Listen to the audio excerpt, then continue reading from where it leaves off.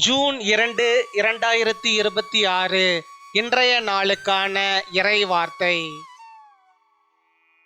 கர்த்தர் உங்கள் வாழ்க்கையில் காணப்படும் போராட்டங்களை அமைதியாக மாற்றி உங்களை உறுதியாக நடத்துவார். The Lord will calm every troubled situation in your life and lead you with stability. Mark 4ஆம் அதிகாரம் 39ஆம் வசனம்.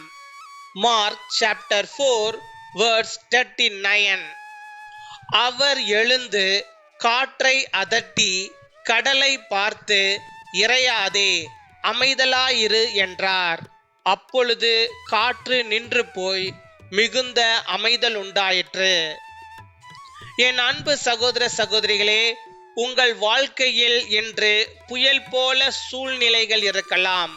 மனக்கலக்கம், குடும்ப பிரச்சனைகள், எதிர்கால பயம், இவை அனைத்தும் உங்கள் இதயத்தை சோர்வடைய செய்யலாம். ஆனால் புயலை அடக்கிய அதே இயேசு இன்று உங்கள் வாழ்க்கையிலும் சமாதானத்தை உண்டாக்குவார். சீஷர்கள் பயந்தபோது இயேசு புயலை அடக்கினார். அதே போல உங்கள் வாழ்க்கையிலும் கலக்கம் அமைதியாக மாறப்போகிறது. இன்று உங்களை பயமுறுத்தும் காரியம் நாளை தேவனுடைய மகிமையை வெளிப்படுத்தும் சாட்சியாக மாறும். கர்த்தர் உங்கள் வாழ்க்கையின் புயலை அடக்குவார்.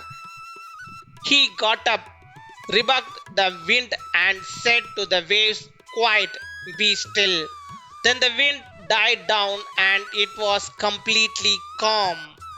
My dear brothers and sisters, your life may feel like a storm today. Worries, family struggles, and fear of the future may trouble your heart. But the same Jesus who calmed the storm will bring peace into your life today. When the disciples were afraid, Jesus calmed the storm. In the same way, the troubles in your life will turn into peace. What frightens you today will become tomorrow's testimony of God's glory. The Lord will calm the storms of your life. பின்வரும் ஜெபத்தை நாம் அனைவரும் சேர்ந்து சொல்வோம். அன்பான பரலோக தந்தையே, எங்கள் வாழ்க்கையின் எல்லா புயல்களையும் அடக்கி சமாதானத்தை அளித்தருளும். வேலை தேடியவர்களுக்கு நல்ல வழிகளை திறந்து ஆசீர்வதியும்.